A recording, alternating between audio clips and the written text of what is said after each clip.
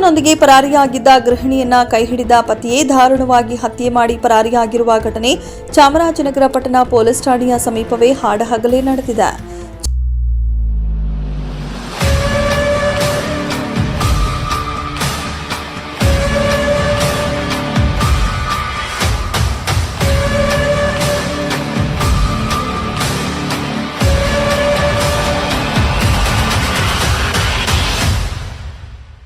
ಚಾಮರಾಜನಗರ ಪಟ್ಟಣದ ಸೋಮವಾರಪೇಟೆ ನಿವಾಸಿ ಗಿರೀಶ್ ಎಂಬಾತನ ಮಡದಿ ವಿದ್ಯಾ ಕಳೆದ 3 ತಿಂಗಳ ಹಿಂದೆ ವಿದ್ಯಾ ಅನ್ಯ ಕೋಮಿನ ಯುವಕನೊಂದಿಗೆ ಅನೈತಿಕ ಸಂಬಂಧ ಬೆಳೆಸಿಕೊಂಡು ಗಂಡನ ಮನೆಯಿಂದ ನಾಪತ್ತೆಯಾಗಿದ್ದಳು.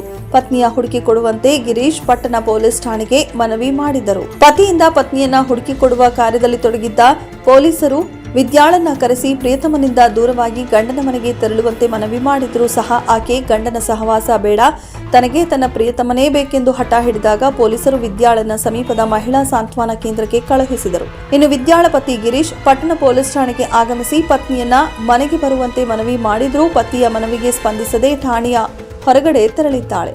ಪತ್ನಿಯ ಈ ವರ್ತನೆಯಿಂದ ಮನನೊಂದಿದ್ದ ಗಿರೀಶ್ ಮತ್ತೊಮ್ಮೆ ಪತ್ನಿಯ ಬಳಿ ಮನೆಗೆ ಬರುವಂತೆ ಯತ್ನಿಸಿದರೂ ಸಹ ಪ್ರಯೋಜನ ಆಗಲಿಲ್ಲ. ಇದರಿಂದ ಬೇಸತ್ತ ಗಿರೀಶ್ ಮೊದಲೇ ತಂದಿದ್ದ ಕೊಡಗೋಲಿನಿಂದ ಹಲ್ಲೆ ನಡೆಸಿದ್ದಾನೆ. ಪತಿಯ ಹಲ್ಲೆಯಿಂದ ತೀವ್ರ ರಕ್ತಸ್ರಾವವಾಗಿ ಕುಸಿದು ಬಿದ್ದ ವಿದ್ಯಾ ಮೃತಪಟ್ಟಿದ್ದಾಳೆ.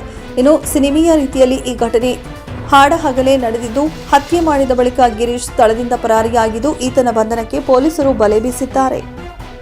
ಮೆಂಡು ನ್ಯೂಸ್ ನೆಟ್ವರ್ಕ್, ಸತ್ಯದ ಕನ್ನಡಿ.